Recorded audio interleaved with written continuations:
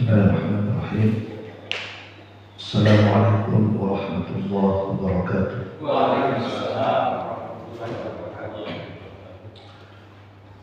Alhamdulillah hamdan katsiran thayyiban mubarakan fihi mubarakan alaihi kama yuhibbu rabbuna wa yardah. Asyhadu an la ilaha illallah wahdahu la syarika lah wa asyhadu anna Muhammadan abduhu wa rasuluh sallallahu alaihi wa ala alihi wa ashabihi wa sallama tasliman katsira, amma ba'd.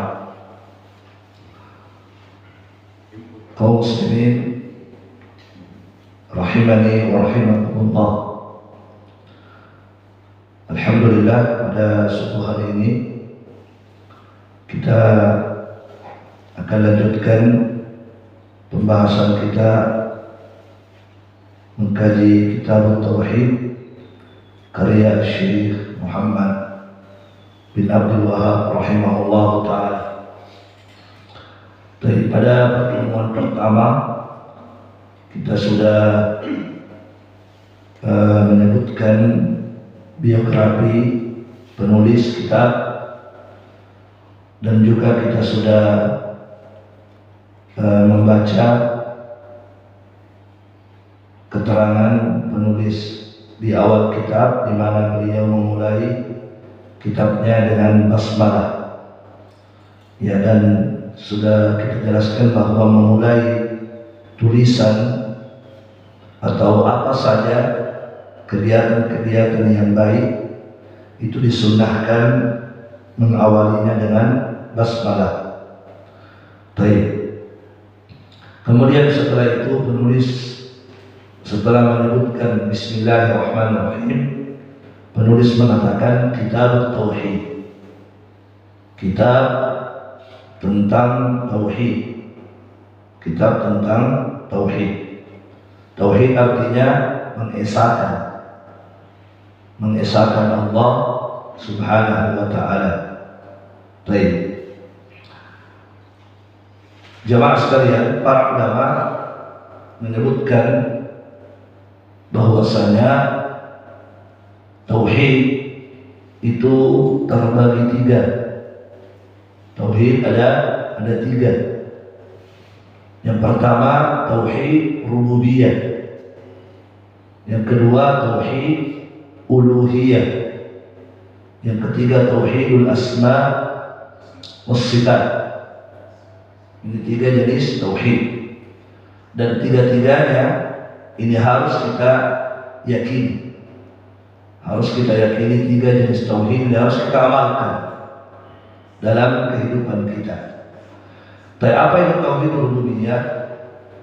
Syekh Shalih Al-Fauzan hafizahullah ta'ala dalam syarah kitab Tauhid mengatakan Tauhid Rububiyah adalah ifradullah ta'ala bil khalqi wal rizqi wal tadbiri wal ihya'i wal imatah. Tauhid Rububiyah adalah meyakini bahwasanya hanya Allah satu-satunya yang mencipta, mencipta, memberi rezeki, menghidupkan, mematikan, dan mengatur segala alam ini dari sini. Itu Tauhid Rububiyah. Jadi kita harus meyakini bahwasanya hanya Allah satu-satunya yang mencipta. Semua yang ada ini ciptaan Allah semua. Allah yang sendiri menciptakannya, tidak ada yang lain.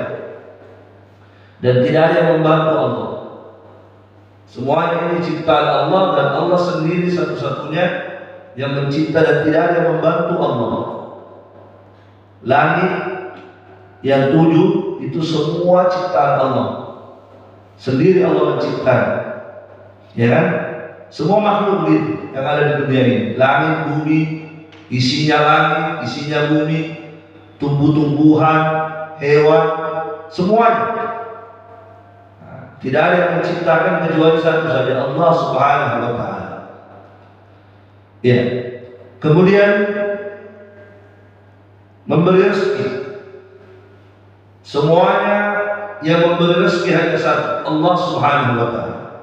Semua makhluk, apakah yang hidup maupun yang mati, semua tanpa terkecuali, semuanya rezekinya hanya dari Allah Subhanahu wa Ta'ala. Kemudian tadbir artinya mengatur. Ya, mengatur ini ya. Tidak ada yang mengaturnya kecuali satu saja, Allah Subhanahu wa Ta'ala.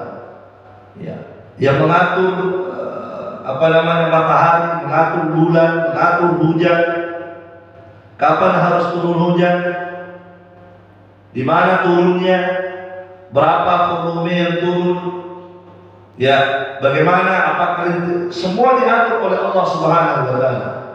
Hari ini akan lahir siapa, berapa jumlah yang lahir, berapa yang mati, ya.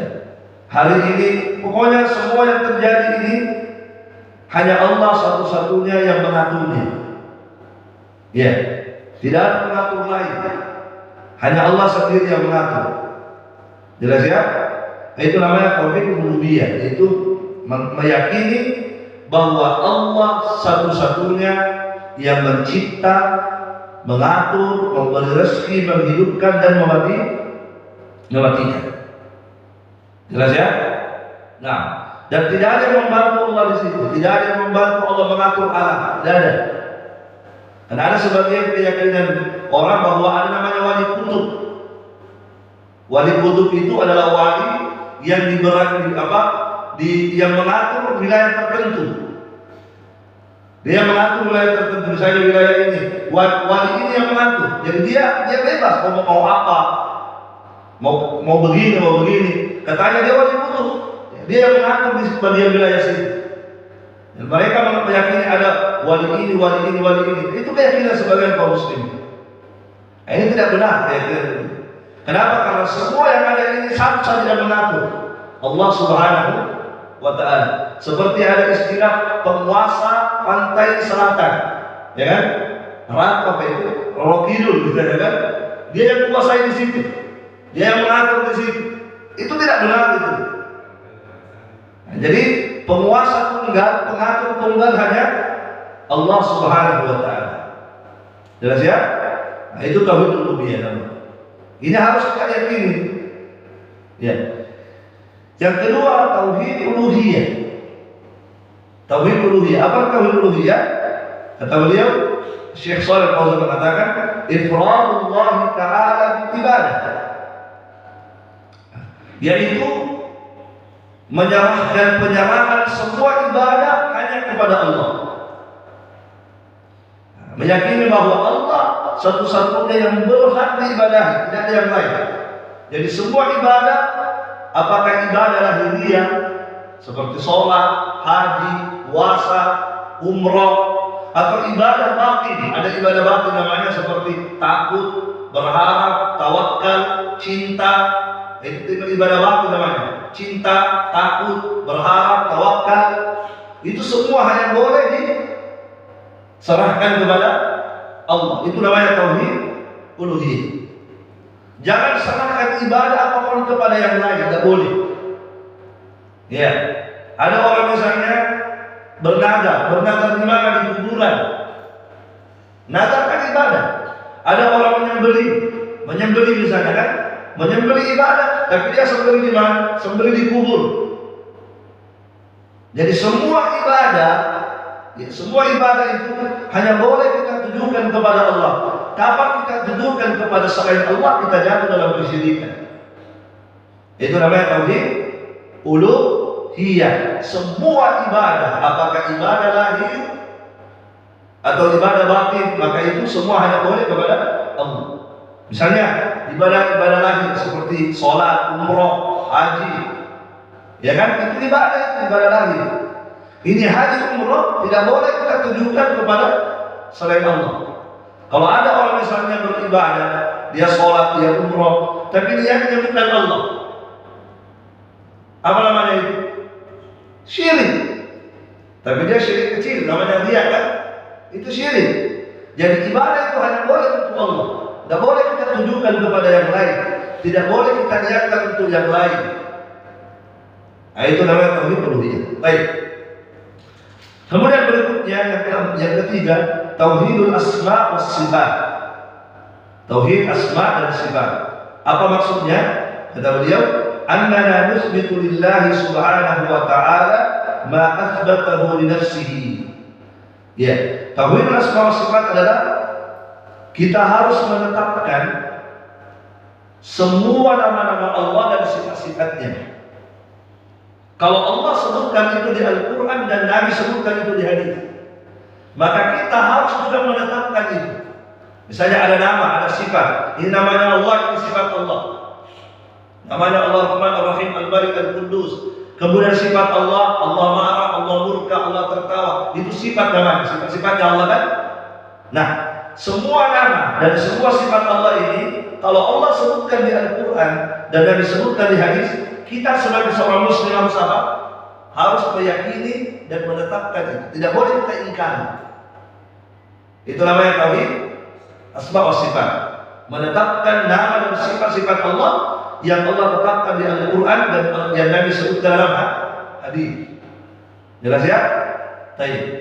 Karena di masalah asma wa sifat banyak orang yang menyimpang di sini. Banyak orang yang menyimpang kelompok Islam. Masalah asma wa sifat. Sebagian umat Islam ada yang menolak sifat Allah. Tidak, Allah tidak begitu. Padahal ada di ayat dan hadis. Ya kan? Contoh, misalnya salah satu sifat Allah adalah marah. Allah punya sifat marah. Ya kan? Itu ada di Al-Quran. Di Al-Quran Allah mengatakan wa ghadiballahu alaihi wa la'anahu. Allah marah kepada mereka yang membunuh seorang muslim. Allah melaknat mereka dan Allah siapkan untuk mereka azab jahannam. Di ayat dikatakan wa ghadiballahu alaihi, Allah marah, Allah murka. Dan itu sifat Allah, salah satu sifat Allah marah. Tapi sebagian kaum muslim mengatakan tidak boleh kita mengatakan Allah marah. Jangan, tidak boleh. Kenapa? Karena itu sifat marah ada pada makhluk. Nanti sama dengan makhluk. Ini apa ditolak itu sifat marah. Ini namanya ini tidak benar tauhid asma wa sifat.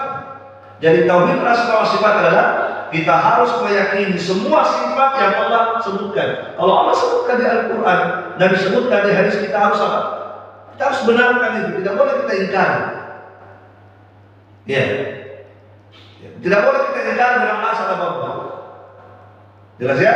Misalnya ada juga kelompok Islam yang tidak mengingkari sifat Allah tertawa. Allah punya sifat tertawa. Kata mereka enggak, Allah tidak punya sifat tertawa. Padahal ada di hadis.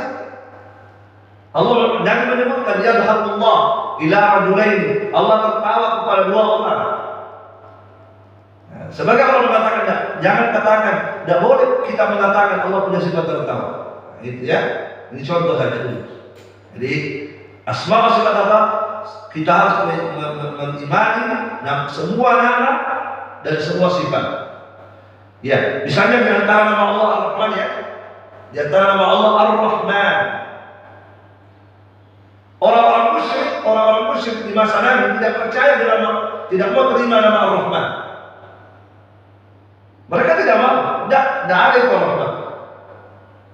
Jelas ini? Nah ini, jadi jamaah sekalian, tauhidul asma wa sifat adalah kita harus mengimani, meyakini semua nama dan semua sifat yang Allah sebutkan dan Nabi sebutkan. Kalau Allah sebut, yakini. Kalau Nabi sebut, yakini. Jangan ingkar, jangan tolak.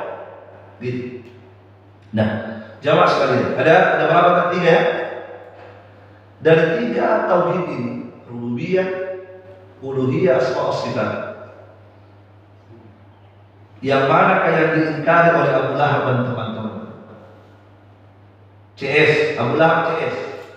Abu Lahab, Abu Jahal. Yang kemudian Nabi perangi mereka. Yang mana mereka ingkari? Yang pertama, yang kedua, yang ketiga? Yang kedua. Yang pertama mereka yakin. Yang kedua yang mereka tolak. Iya. Makanya jemaah sekalian, kalau ada seorang muslim hanya percaya, hanya menerima satu tauhid, maka tidak benar. Dia harus terima tiga-tiganya. Dia harus yakini tiga-tiga, dia harus amalkan tiga-tiga. Kalau ada seorang muslim hanya percaya dengan yang pertama, rububiyah saja, yakin Allah yang mencipta, Allah yang memberi rezeki, Allah yang mengatur seluruh alam, 100% keyakinannya, tapi dia ibadahnya dikasih pada selain Allah. Ini benar? Tidak benar. Abu Lahab CS itu yakin dengan yang pertama, yakin sekali, ya kan? Disebutkan di Al-Quran keyakinan mereka. Allah mengatakan, "Qul wahai Muhammad, qul wahai Muhammad, ma yarzuqukum minas samai wal ardh." Coba tanyakan kepada mereka, orang-orang musyrik, tanyakan kepada mereka, tanya mereka wahai Muhammad, Abu Lahab dan teman-temannya, ma yarzuqukum minas samai wal ardh. Siapa yang memberikan rezeki kepada kalian dari langit dan dari bumi? Tanya mereka, siapa yang memberi rezeki kepada kalian dari langit dan dari bumi? Amma yang memiliki sama awal besar. Tanyakan kepada mereka, siapa yang menciptakan pendengar dan penglihatan? Ya kan? Wa yukhrijul hayya minal mayyit. Tanyakan kepada mereka, siapa yang menghidupkan dan siapa yang mematikan? Wa man yudabbirul amra. Tanyakan kepada mereka, siapa yang mengatur seluruh alam ini dari sini. Coba tanya mereka wahai Muhammad, tanyakan, siapa yang mengatur seluruh alam ini? Apa jawaban mereka? Kata Allah, sayaquluna Allah. Maka mereka akan menjawab Allah Subhanahu wa taala. Jadi untuk rububiyah, tauhid rububiyah mereka apa? Mereka yakin. Mereka yakin tidak ada yang mengatur kecuali Allah. Tidak ada yang mencipta kecuali Allah. Tidak ada yang memberi rezeki kecuali Allah. Yakin mereka. Mereka dengan mantap mengatakan Allah, sayaquluna Allah. Terus kenapa mereka diperangi dengan Nabi? Kenapa mereka dianggap belum masuk Islam? Karena mereka tidak mau menerima yang kedua. Tidak mau mereka terima tauhid uluhiyah. Tidak mau. Mana bukti yang mereka tidak mau terima? Disebutkan di banyak ayat Al-Quran. Kata Allah Subhanahu wa taala, ya disebutkan dalam Al-Quran, kata Allah,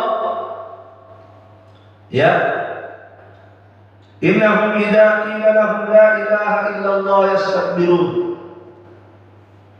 Sesungguhnya mereka, kata Allah, orang musyrik Abu Lahab dan teman-temannya, ketika mereka disuruh mengucapkan la ilaha illallah, diajak mengucapkan la ilaha illallah, mereka tidak mau. Mereka tidak mau. Sangat sombong mereka, tidak mau mereka ucapkan. Ini kan dakwah Nabi. Dakwah Nabi pertama apa? Mengajak mereka berla ilaha illallah. Itu dakwah pertama Nabi. Ketika turun ayat ya ayyuhal muddatsir, wahai orang yang berselimut, ya ayyuhal muzammil, qum fa'andzir, wahai orang berselimut, qum fa'andzir, bangkitlah, berikan dakwah, berikan peringatan. Maka apa yang dilakukan? Nabi ke pasar. Nabi ke pasar. Nabi panggil mereka, ya ahlas suq, wahai orang-orang pasar. Mereka berkumpul. Setelah mereka berkumpul, apa kata Nabi? Nabi mulai dakwah mereka, kalian semua qulu la ilaha illallah tuflih. Kalian semua ucapkan la ilaha illallah dan amalkan la ilaha illallah, pasti kalian selamat dan beruntung. Itu dakwah Nabi. Disuruh apa? Mengucapkan la ilaha illallah dan mengamalkan la ilaha illallah. Ketika mereka disuruh, apakah mereka terima? Apakah mereka mengucapkan? Tak mau. Kata Allah di Al-Quran tadi, yastakbir, mereka sombong, tidak terima. Jelas ya. Pertanyaannya sekarang, kenapa mereka tidak mau terima la ilaha illallah? Kenapa mereka tidak mengucapkan la ilaha illallah? Paling gampang mengucapkan. Tapi kenapa mereka menolak? Kenapa mereka tidak mau menerima itu? Apa kira-kira itu? Mereka tahu konsekuensinya. Ya, mereka tahu konsekuensi la ilaha illallah. Sebab mereka kalau sudah mengucapkan sesuatu, mereka orang gentle kan? Kalau kita sudah ucapkan, harus kita amalkan konsekuensi dan ucapan kita. Dan ketika kita mengucapkan la ilaha illallah, konsekuensinya apa la ilaha illallah? Apa arti la ilaha illallah? Mereka paham la ilaha illallah itu. Mereka orang Arab, ini bahasa Arab. Sehingga ketika mereka diajak la ilaha illallah, ucapkan la ilaha illallah, mereka langsung paham arti la ilaha illallah. Dari orang Arab, apa arti la ilaha illallah? La ma'budu bihaqqin illallah. Itu arti yang benar la ilaha illallah. Tidak ada yang berhak disembah kecuali Allah saja. Satu saja, tidak boleh yang lain. Itu yang mereka harus pahami itu. Disuruh la ilaha illallah, mereka tidak. Kenapa? Karena arti la ilaha illallah tidak ada yang boleh kalian sembah kecuali satu saja, Allah saja. Yang lain tidak boleh. Kalau mau berdoa hanya kepada Allah, jangan berdoa kepada patung. Kalau mau bawa sapi sembelih kepada untuk Allah, jangan sembelih untuk patung. Gitu. Kalau mau bernazar untuk Allah, jangan bernazar kepada kuburan, jangan bernazar pada patung, jangan bernazar pada gunung. Itu artinya kan Allah saja yang boleh disembah. Itu makna la ilaha illallah. Nah, ketika mereka diajak mengucapkan la ilaha illallah, mereka kan tidak mau. Apa jawaban mereka ketika disuruh? Disebutkan di Al-Quran jawaban mereka. Banyak ayat di Al-Quran menyebutkan jawaban mereka. Jawaban mereka adalah aja'al al-alihata ilaha wahida inna hadza la syai'un ujab. Itu jawabannya di Al-Quran. Orang musyrik Abu Lahab. Ketika disuruh mengucapkan la ilaha illallah, apa jawabannya? Apakah? Kenapa Muhammad ini ingin menjadikan disembah cuma satu? Coba. Kenapa ini orang dia mengajak kita menyembah hanya satu saja? Inna hadza la syai'un ujab. Sesungguhnya ini perkara aneh, dakwah yang aneh, kata orang mereka. Ini dakwahnya. Kenapa kita disuruh menyembah satu saja? Terus bagaimana dengan patung? 360 patung itu mau dimanakan? Karena kan mereka menyembah patung juga kan? Mereka maunya apa? Menyembah Allah, menyembah juga patung. Itu maunya mereka. Jangan hanya Allah saja. Jadi ada untuk Allah, ada juga untuk patung. Kalau kita berdoa kepada Allah, berdoa juga kepada patung. Begitu mereka itu. Makanya orang-orang musyrik itu, kalau sudah di lautan, disebutkan di Al-Quran juga, kalau sudah di tengah laut, sudah gelombang besar, mereka tidak berdoa kepada patungnya. Berdoa kepada siapa? Berdoa kepada Allah. Tapi kalau sudah selamat, kembali kepada patungnya. Itu orang musyrik. Jadi ibadah itu dicampur-campur, ada untuk Allah, ada untuk patungnya. Makanya Nabi diutus oleh Allah ajak mereka untuk menyembah Allah saja, jangan menyembah yang lain. Nah, diajarkan mereka la ilaha illallah, mereka tolak, nggak mau mereka. Jawaban mereka tadi apa? Aja'al al-alihata ilaha wahida inna hadza la syai'un ujab. Apakah Muhammad ingin menjadikan disembah cuma satu? Sesungguhnya ini dakwah yang aneh. Di ayat yang lain mereka mengatakan inna latariku alihatana li sya'irin majnun. Apakah kita akan meninggalkan berhala-berhala yang selama ini bertahun-tahun disembah oleh moyang kita hanya karena ucapan orang gila ini? Nabi itu orang gila.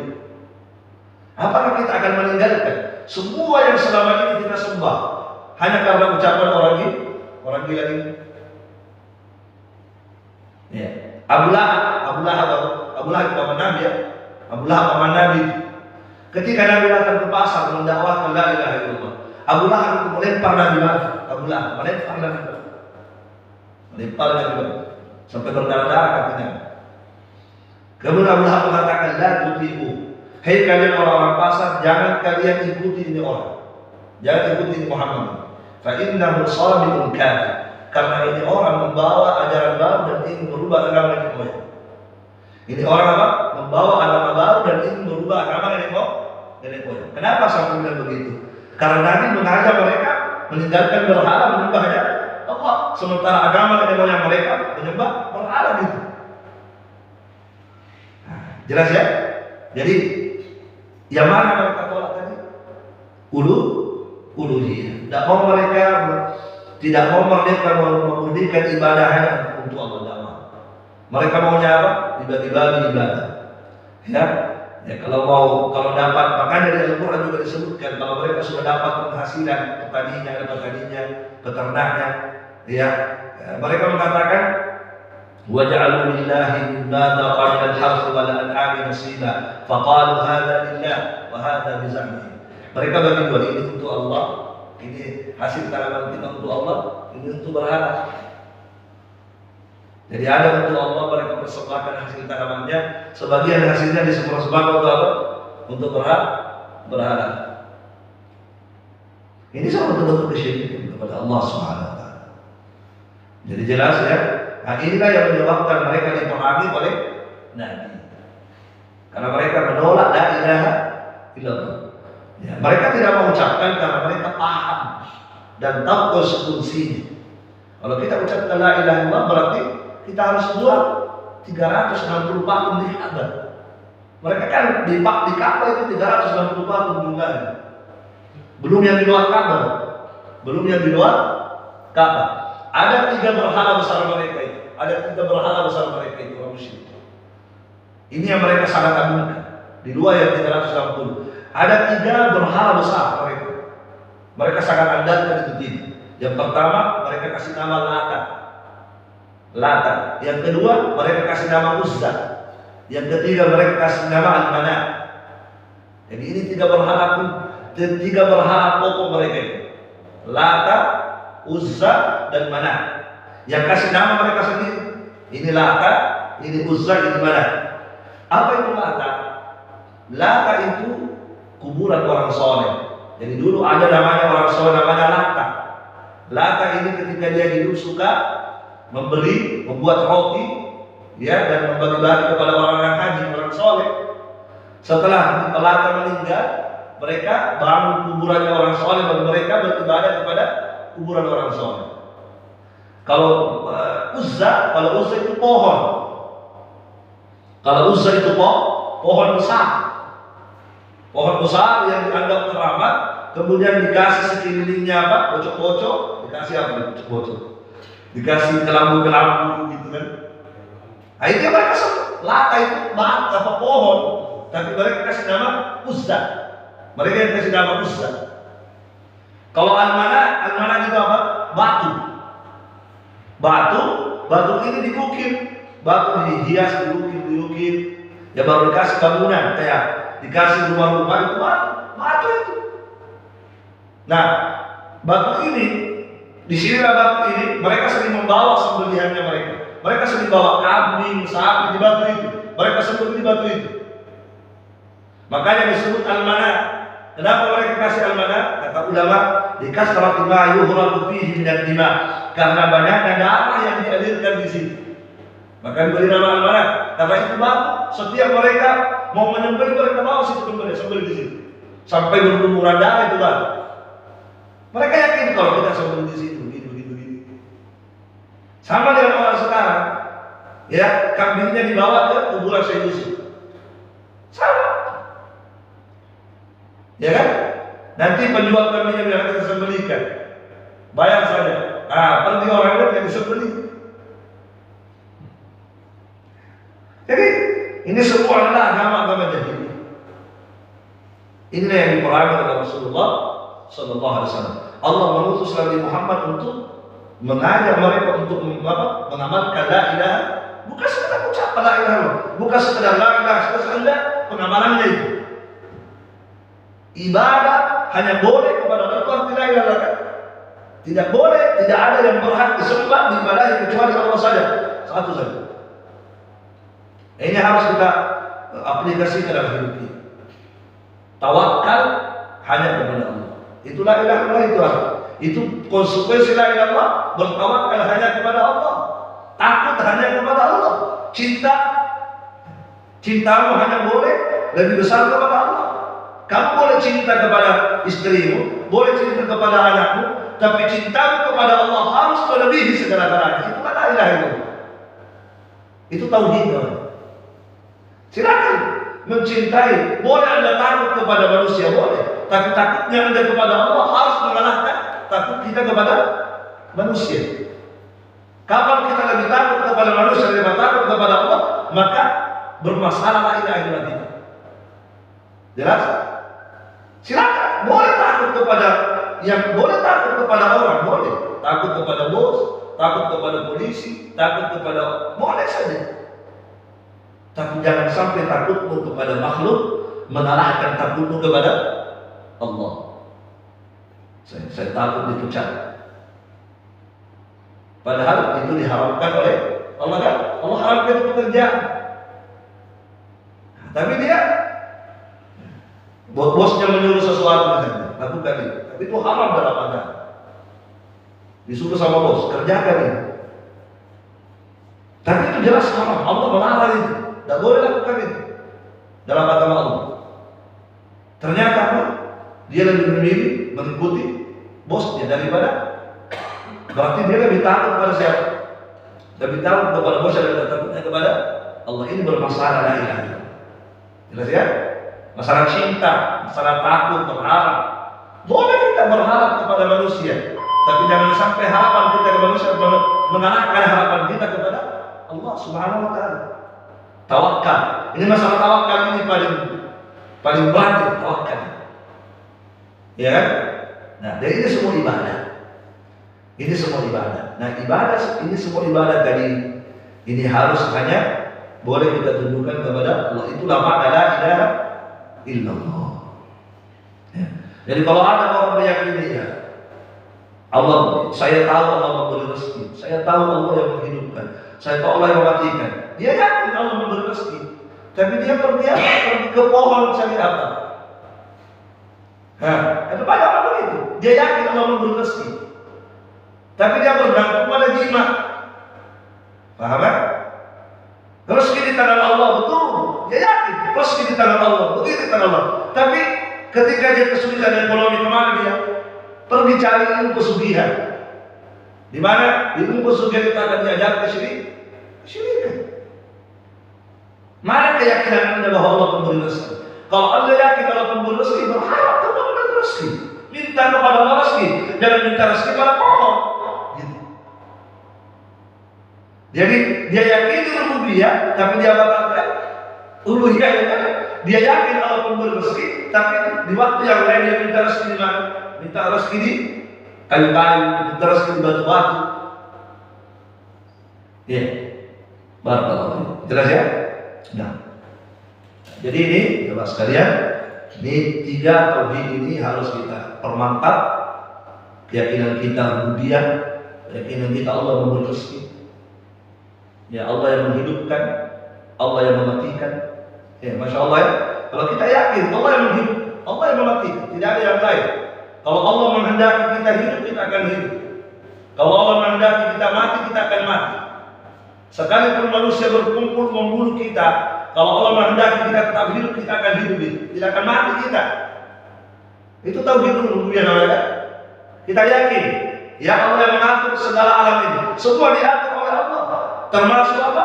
Termasuk rezeki kita diatur, hidup kita diatur oleh Allah. Kalau tidak yakin ini masya Allah. Ya, kita diatur oleh Allah. Apa saja diatur semua oleh Allah.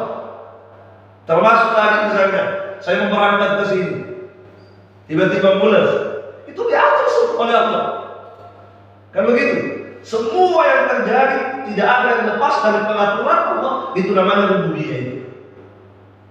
Ya, rezeki, hidup, mati, ya, yang menciptakan semua Allah Subhanahu wa taala. Barakallahu fiik. Nah, ya, setelah itu penulis akan menyebutkan beberapa ayat sebagai pendahuluan ya di kitab tauhid. Kita baca satu ayat atau cukup? Ya, lanjut saya. Satu ayat saja. Tambah satu ayat. Tambah satu ayat. Wa qaulullahi ta'ala, kita baca saja. Wa qaulullahi ta'ala, Allah berfirman, "Wa ma khalaqtul jinna wal insa illa liya'budun." Ini ayat pertama disebut kita ketahui. "Wa ma khalaqtul jinna wal insa illa liya'budun." Kata Allah, tidaklah aku menciptakan jin dan manusia kecuali agar mereka beribadah kepada aku saja. Dia ditanya, tidaklah aku menciptakan jin dan seluruh manusia kecuali apa? Apa tujuan Allah menciptakan mereka semua? Supaya mereka beribadah hanya kepada saya. Jadi tujuan Allah menciptakan semua jin, semua manusia adalah supaya mereka semua beribadah hanya kepada Allah. Itu tujuan Allah menciptakan kita, supaya kita mengarahkan semua ibadah kita kepada Allah. Disuruh kita beribadah dan disuruh kita menyerahkan ibadah hanya kepada Allah Tabaraka wa Ta'ala. Ya. Jin harus begitu, manusia harus begitu. Barakallahu. Jamaah sekalian, di sini di ayat ini Allah menyebutkan jin dan manusia. Tidaklah Aku menciptakan jin dan manusia. Yang mana dulu disebut oleh Allah? Jin dulu baru manusia.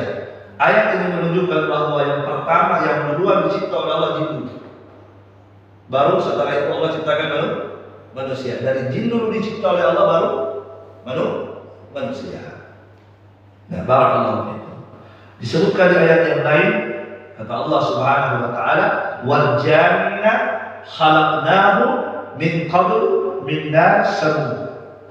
Dan para jin, kata Allah, kami sudah ciptakan dia sebelum manusia. Kata Allah, kami sudah ciptakan jin sebelum manusia, dan kami ciptakan jin dari api yang panas.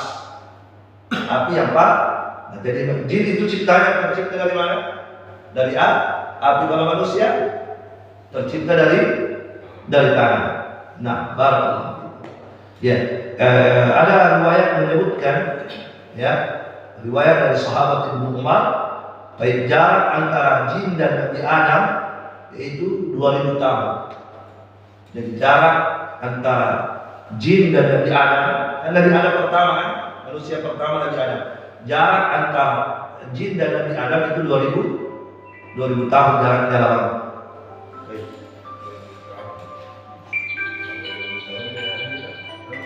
Baik. Ya, kemudian jamaah sekalian, kenapa disebut manusia ins? Wa ma khalaqtul jinna wal ins. Kenapa manusia disebut ins? Ya, kalau bahasa kita insan, ya kan? Insan. Kenapa disebut manusia ins? Ya, baik. Ya, ada di sini beberapa keterangan ulama. Pertama, kata para ulama, ya, ma'khudun minas syan, itu diambil dari kata nisyan. Jadi ins itu akar kata dari nisyan, lupa. Jadi manusia disebut insan karena nisyan, karena sering dia lupa. Itu manusia. Itu diantara sebab kenapa manusia disebut insan, karena dia nisyan, suka lupa. Ya, begitu disebut ya, lupa. Ya, karena sudah berjanji, lupa sih, janjinya. Kan sudah berjanji kan, nanti begini lupa sih, atau pura-pura lupa. Nah, itu tidak tahu ya. Yang jelas itulah manusia, karena suka lupa. Ya, baru-baru kasih kunci motornya, lupa lagi, gimana tadi itu. Ya, makanya ada manusia lupa istrinya. Ya, sama-sama ke pasar, pulang pada istri udah lupa BDM. Ya, itu manusia. Ya, suka lupa. Kemudian kalau jin, kenapa manusia disebut jin? Listitari, karena dia tersembunyi, tidak terlihat. Jelas ya? Jadi kalau ada huruf jin dan nun, kalau ini bersatu huruf jin dan nun, maka itu maknanya tersembunyi. Jelas? Dalam bahasa Arab kalau berkumpul ini huruf jin dan nun, maka maknanya dalam bahasa Arab tersembunyi. Semua kata, semua benda, kalau dalam bahasa Arab ada dua huruf ini terkumpul, maka itu maknanya tersembunyi. Makanya kenapa disebut jin? Karena tersembunyi, tidak bisa dilihat oleh pandangan manusia. Jadi tidak ada manusia yang bisa melihat jin. Tidak ada itu. Kalau ada yang mengatakan saya melihat jin, jangan percaya. Jelas? Tidak ada manusia yang bisa melihat jin. Itu keyakinan kita umat Islam. Di Al-Quran disebutkan, innahu yarakum huwa wa qabiluhu min haitsu la tarawnahu. Sesungguhnya jin melihat kalian dari semua arah, sementara kalian tidak bisa melihatnya. Jadi manusia tidak bisa melihat jin. Kalau ada orang mengatakan saya lihat, maka yang dia lihat adalah jelmaannya. Ingat, kalau wujud aslinya jin, tidak ada yang bisa melihatnya. Kalau wujud asli. Tapi kalau sudah berubah jadi manusia, jadi hewan, itu bisa dilihat. Dan jin bisa berubah. Dengan izin Allah, jin bisa berubah apa saja kecuali tidak bisa berubah menjadi Nabi Muhammad sallallahu alaihi wasallam. Bisa berubah menjadi saya. Bisa. Jin bisa berubah menjadi bapak. Hanya satu dia tidak bisa berubah menjadi Nabi Muhammad sallallahu alaihi wasallam.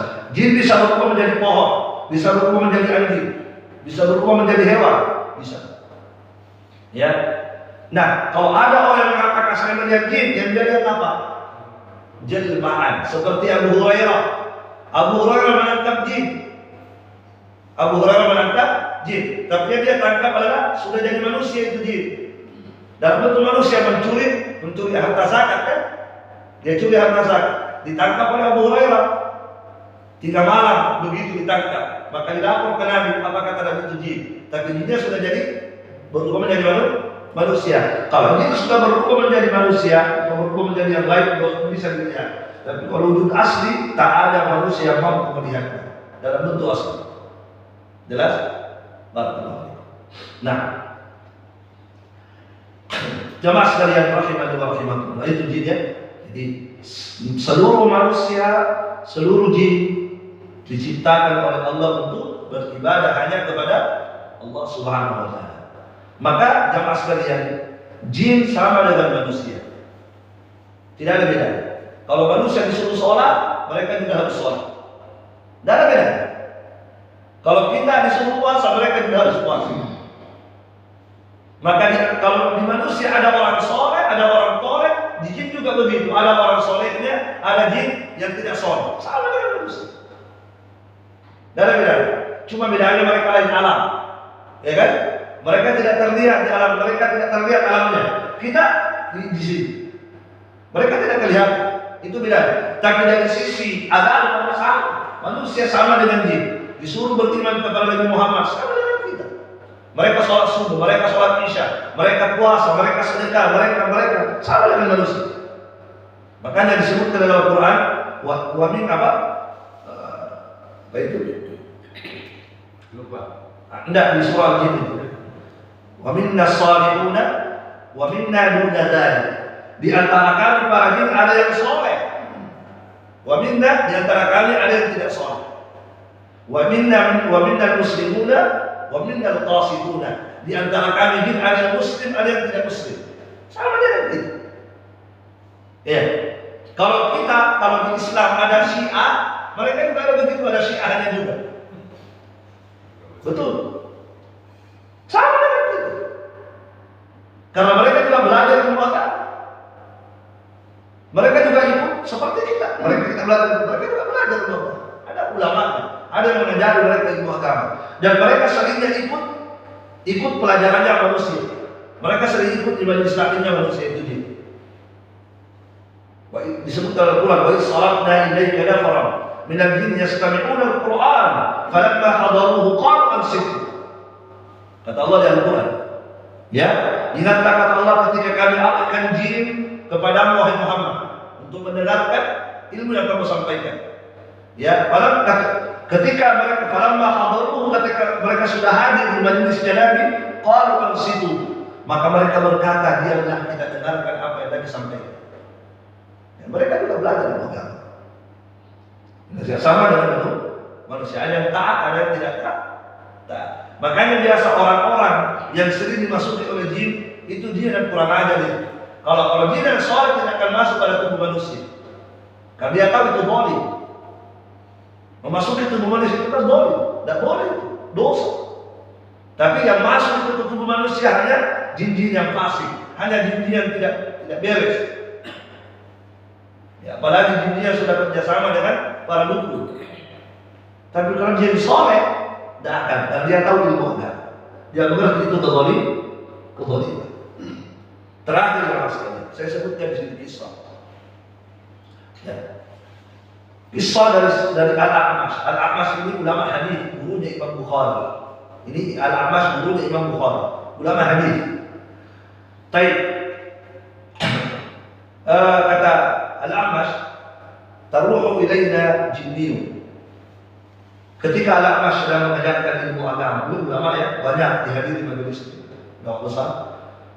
Maka diceritakan bahwa ketika beliau mengajarkan ilmu hadis, menjalankan agama. Datang beberapa jin ke majelis beliau. Datang. Fakultu la ma ahabbu ta'am ilaykum. Ya, ketika mereka datang, kedatangan mereka dirasakan oleh Al-A'mash. Bukan dilihat ya, tapi dirasakan kedatangannya. Maka ditanya, ma ahabbu ta'am ilaykum. Ya, maka Al-A'mash bertanya, makanan apa yang paling kalian suka? Makanan apa yang paling kalian sukai? Mau ditawari makanan oleh Al-A'mash. Maka mereka mengatakan al-aruz. Maka mengatakan kami paling suka al-aruz, beras, nasi. Jadi tim juga nasi dulu. Al-aruz, kami suka nasi. Fa'atainahu bihi faja'altu aral luqan tarfa'u wa la ara ahadan. Maka kata Al-A'mash, aku pun bawakan kepada mereka nasi. Setelah saya letakkan, saya melihat nasi itu berterbangan, tapi tidak ada yang dilihat gambar. Jadi nasinya terbang-terbang. Kan dia tidak bisa dilihat dalam bentuk asli kan? Maka saya melihat al-luqan, suapan nasi, tapi tidak ada orang yang terlihat, tidak ada gambar, tidak ada wujud. Cuma suapannya kayak terbang-terbang gitu kan? Ya, itu wujud aslinya yang tidak bisa dilihat. Jawab sekali. Faqultu fikum min hadhihi al-ahwa allati fina. Maka aku bertanya kepada para jin.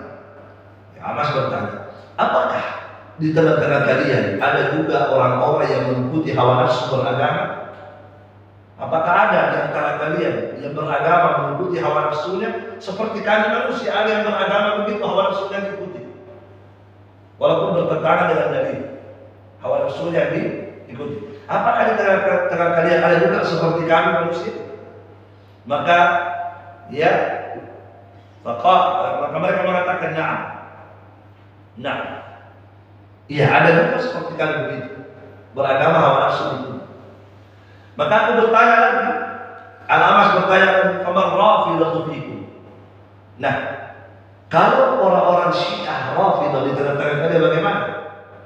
Orang-orang Syiah Rafidah di tengah-tengah kalian bagaimana? Maka jin mengatakan syarruna. Kalau orang-orang Syiah di tengah-tengah kami, inilah kelompok yang paling jelek.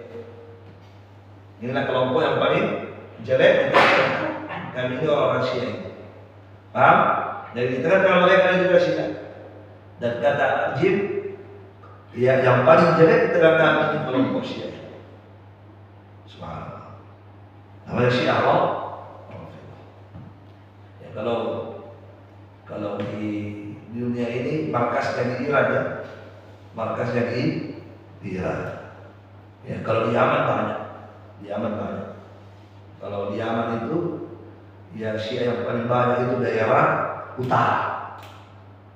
Dulu daerah selatan banyak, tapi daerah selatan tidak suka dengan mereka diusir ke kemana? Akhirnya mereka ke utara sana. Dan mereka menguasai utara. Yaman utara sekarang dikuasai oleh Syiah. Ya, jamaah sekalian. Dan Syiah di Yaman itu, sekedar informasi, itu Houthi. Pernah dengar Houthi? Jadi Houthi itu Syiah itu. Ya, Houthi inilah dulu yang dibombardir oleh Saudi.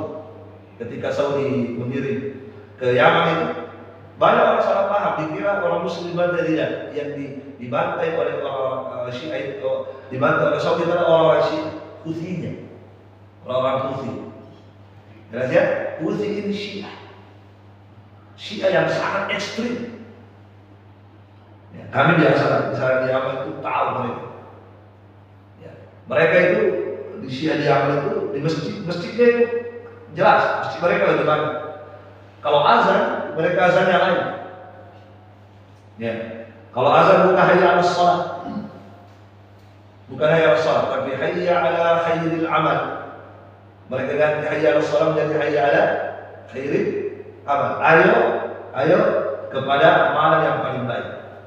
Bukan sholat, ayo kepada amalan yang paling bagus. Artinya jumlah kan tidak boleh berubah-ubah. Dapat azannya. Nah, jemaah sekalian, ini Syiah yang ada di Yaman.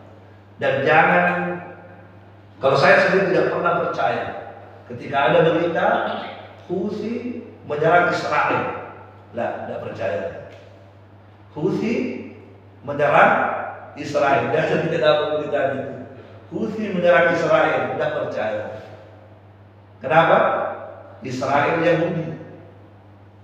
Yahudi, Syiah itu Yahudi. Ya, Syiah itu dari Yahudi. Ya kan? Nah, sementara ini Houthi, ini Syiah mereka ini. Tidak mungkin Houthi ini menyerang Israel. Tidak mungkin, tidak ada cerita. Tidak ada fakta. Ya, mereka sekutu. Subhanallah ya. Nah, kalau di Yaman itu Houthi, mereka punya simbol tentara simbol di mobilnya, di senapannya, di mobilnya, di rumah-rumahnya.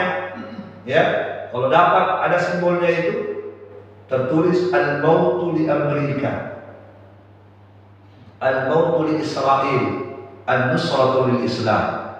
Itu hanya simbol saja untuk mengelabui kaum muslimin. Dia tulis di benderanya al-mautu li Amerika, kehancuran untuk Amerika. Al-mautu li Israel, kehancuran untuk Israel. An-nusratu lil Islam, kemenangan untuk Islam. Itu simbol saja. Subhanallah. Ya. Nah, mereka di sana membantai kaum muslimin. Di Yaman itu orang-orang Sunni, Ahlus Sunnah itu dibantai. Ya, subhanallah. Bahkan tempat saya dulu belajar itu sekelilingnya orang-orang Syiah semua. Bahkan Syekh Al-Imam itu datang ke sana berdakwah, memang orang-orang markasnya orang-orang Syiah. Mereka Syekh Imam membangun pondok di situ, markasnya orang-orang Syiah. Ketika mereka berkuasa, maka pondok kita itu di mau dihancurkan oleh mereka. Ya, mau dihancurkan oleh mereka. Ya, bahkan banyak pondok Ahlus Sunnah di Yaman itu mereka rebut. Mereka paksa untuk mereka isi khutbah Jumat. Mereka paksa untuk mereka jadi imam, mereka azan. Itu yang terjadi karena mereka berpuasa ya. Barakallahu fiikum. Belum lagi pembantaian, ditanya dari pembantaian. Kejam sekali orang-orang itu. Ya, subhanallah. Ya, apalagi dengan perempuan, luar biasa. Ya. Kadang teman-teman kalau datang ke pasar bawa istrinya, kadang pantatnya istrinya teman-teman dipegang oleh mereka. Ya, orang lain sih teman-teman dulu kalau ke pasar, kadang pantatnya istri teman-teman itu dipegang oleh mereka. Nah, itu orang-orang Houthi. Jelas ya? Jadi jangan tertipu dengan simbol-simbol itu tadi. Ya, apalagi sampai mengatakan mereka menyerang Israel, cerita mati. Gak ada ceritanya itu mereka menyerang Israel. Video-video ditampilkan juga tidak jelas. Yang mana yang diserang, apa yang diserang, mana korbannya. Ya kan? Dari dulu tidak pernah. Gak ada cerita mereka pernah menyerang Israel. Nah, subhanallah. Ya, mereka disuruh yang kita yakini mereka bekerja sama membantai kaum muslimin di Palestina. Itu yang kita yakini. Barakallahu fiik. Nauzubillah. Ya. Jadi perhatikan tadi apa kata ulama ini ketika bertanya kepada kita, yang paling jelek di antara kalian yang mana? Rafidhah. Syiah Rafidhah. Mereka memang luar biasa. Ya, kalau di Yaman setiap hari Asyura tanggal 10 Muharram itu anjing-anjing ditembak oleh mereka. Tembak itu anjing. Itu di sana, anjing-anjing ditembak oleh mereka. Ketika ditanya kenapa anjing ditembak, katanya itu adalah wujud dari Aisyah, istri Nabi SAW. Mereka meyakini Aisyah berzina, sehingga layak untuk dirajam. Berzina kan dirajam ya. Nah, mereka pakai apa? Pakai tembakan itu. Dan mereka anggap anjing itu jelmaan dari Aisyah. Itu luar biasa mereka. Ya, belum lagi celahannya kepada Abu Bakar Siddiq, Umar bin Khattab, dicaci maki itu. Abu Bakar, Umar, Utsman, Ali habis dicaci maki. Bukan Ali tidak. Abu Bakar, Umar, Utsman itu dicaci maki oleh mereka. Barakallahu fiik. Ya mungkin sampai di sini dulu. Mau tanya Ustaz. Ya silakan. Bagaimana caranya membedakan jin dengan manusia? Kalau misalnya jin bisa berubah wujud ke manusia, Yang sekarang tadi Ustaz terlambat itu. Nah, apakah yang datang aja sekarang ini Ustaz yang jin atau Ustaz? Sebenarnya kita bisa ngerti gitu. Iya. Paham. Kita ekstrim aja Ustaz. Baik. Yang jelas pertama, jin akan berubah tentu dengan izin Allah. Satu. Dia akan berubah dengan izin Allah Subhanahu wa taala. Kalau Allah tidak mengizinkan berubah dengan itu, tidak bisa dia berubah. Kedua, tadi jin bisa berubah dengan bentuk apa saja kalau Allah izinkan ya. Ya. Nah sekarang pertanyaannya tadi, bagaimana kalau misalnya dia berubah dari saya? Bagaimana cara membedakan? Tadi terlambat Ustaz, yang sekarang kita kalah. Tapi ada saudara banyak di sini. Baik, barakallahu. Ya, cara membedakan adalah ya kalau dia biasanya jin itu kalau berubah-ubah, biasanya dia kalau berubah itu biasanya umumnya dia punya maksud jelek. Umumnya dia maksud yang tidak baik. Kalau dia berubah itu dia umumnya apa? Dia punya keinginan tidak baik. Seperti ceritanya itu tadi apa?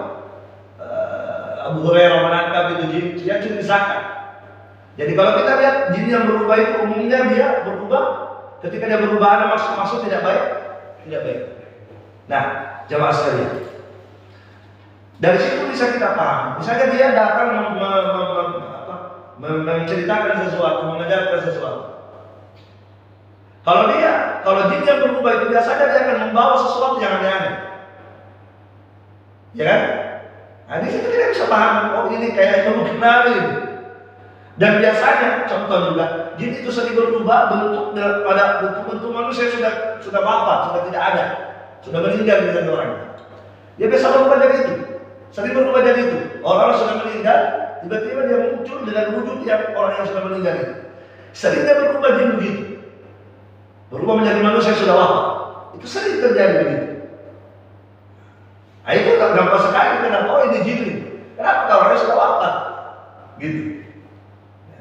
Sudah meninggal, saya sudah meninggal kemarin. Tiba-tiba muncul dia di tengah-tengah keluarganya, ya kan, di dalam keluarganya. Nah, itu jelas ini bukan orang, bukan aslinya, ini jin ini. Kenapa? Karena keluarga saya sudah meninggal. Nah, dan sekali lagi, biasanya ketika berubah dia menjadi bentuk manusia, biasanya dia berubah untuk membawa sesuatu yang jelek. Ya, makanya kadang-kadang ketika dia berubah jadi manusia, kadang dia mengajarkan ajaran-ajaran yang salah. Ya, ini yang umum. Saya ingin di kelaparan di kuburan ini. Kenapa kau tidak potong ke saya kambing? Orang percaya ke saya. Oh, dia datang. Dia suruh kita potong kambing. Padahal yang datang siapa? Bukan orang yang meninggal, tapi jin yang berubah jadi orang yang sudah meninggal itu. Mungkin seperti itu. Allah. Nah, apa? iya sekarang. Tambahkan dari. Iya. Artinya saya memahami bahwa jin itu bertauhid saja. Iya. Karena perbedaannya dengan manusia hanya jin tidak bisa dilihat oleh manusia, tapi manusia tidak bisa dilihat jin. Iya. Perbedaan sekarang kedudukan antara iblis setan ini di mana? Di mana dia punya masalah? Di mana ini setan?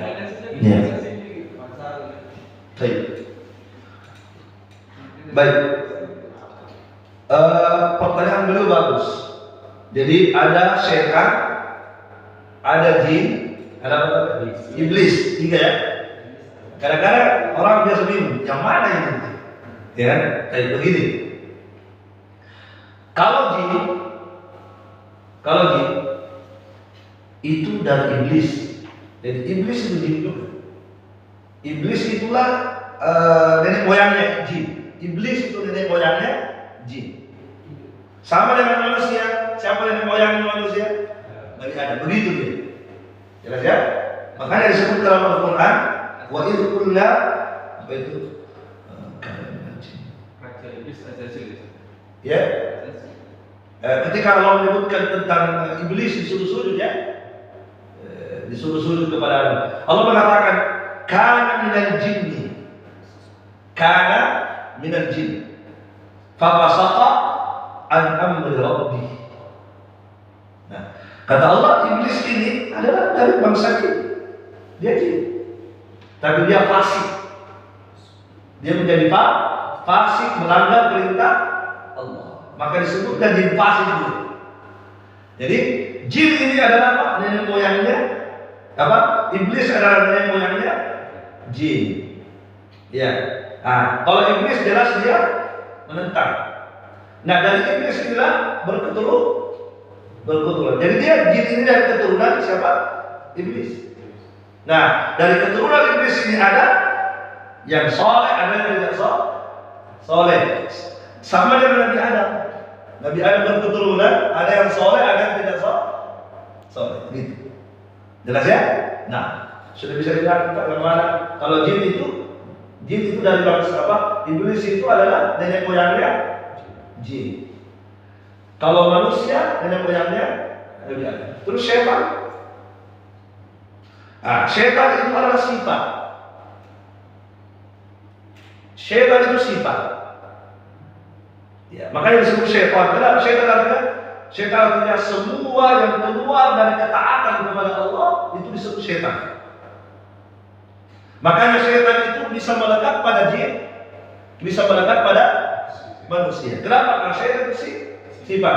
Semua yang bersifat keluar dari agama, keluar dari perintah Allah, menentang agama, ya bermaksiat kepada Allah, maka dia disebut setan. Paham? Jadi setan itu sifat yang melekat pada jin dan juga melekat pada manusia. Kalau ada manusia yang menentang Allah, maka itu disebut setan. Setan dari kalangan manusia. Kalau ada jin yang menentang Allah, setan dari kalangan jin. Bahkan Nabi pernah menyebut ada anjing setan. Pernah dengar? Ketika Nabi menyebutkan yaqta'us salatu salata, ada 3 yang bisa memutus sholat. Kalau dia lewat di depan kita, batal sholat kita. Tidak. Ya kan? Pertama kata Nabi, wanita yang sudah balik. Kalau lewat di depan kita, di depan saudara kita cegah, batal sholat kita. Wanita yang sudah balik. Yang kedua, keledai lewat, batal sholat. Yang ketiga, al-kalbul aswad, anjing yang berwarna hitam. Nabi ditanya, apa bedanya anjing hitam dengan anjing merah? Apa kata Nabi? Al-kalbul aswad syaitan. Anjing yang hitam itu syaitan. Berarti kan, arti syaitan itu bukan makhluk tertentu, bukan. Tapi dia syaitan adalah sifat yang melekat pada makhluk. Kalau ada makhluk bersifat fasik, bersifat durhaka, bersifat menentang, melanggar, maka dia disebut setan. Jelas ya? Jadi setan itu bukan dia makhluk tersendiri, enggak. Tapi setan itu bisa dalam bentuk jin, bisa dalam bentuk manusia. Nah, kalau dia dalam bentuk jin, setan dalam bentuk jin, itu yang menghina-hina. Tidak bisa dilihat ya. Nah, kalau setan, makanya disebutkan di Qul a'udzu birabbin nas atau di ayat yang lain, wa kadzalika ja'alna likulli nabiyyin aduwwan syayatinal insi wal jinn. Demikianlah kata Allah, kami jadikan pada setiap nabi musuh. Kata Allah, demikianlah kami jadikan pada setiap nabi ada musuhnya. Musuhnya apa? Syayatinal insi wal jinn. Syaitan dari kalangan manusia dan syaitan dari kalangan jin. Jadi kalau ada yang menentang dakwah Nabi Muhammad, itu setan. Maka Abu Lahab itu setan, Abu Jahal itu setan. Setan dari kalangan manusia. Jelas ya? Jadi setan itu sifat. Orang yang bersifat menentang Allah, membangkang kepada Allah, tidak taat kepada Allah, maka dia disebut setan. Jelas ya? Berarti setan itu semacam kayak ajaran gitu ya? Ya sifat pada. Ya, jadi kalau setan itu jelas tidak soleh. Kalau sudah setan, tidak soleh. Bisa kafir dia, bisa tidak kafir. Ya. Jadi setan itu semacam dia punya ajaran yang tidak baik. Manusia yang tidak taat kepada Allah yang punya ajaran menyesatkan itu setan. Lebih keras kalau saya bilang koruptor biasa setan. Ya makanya biasa ibu-ibu kalau anaknya lagi anu, lebih bilang apa? Cukup. Subhanallah wa bihamdik, asyhadu an la ilaha illa anta, astaghfiruka wa atubu ilaik. Assalamualaikum warahmatullahi wabarakatuh. Waalaikumsalam.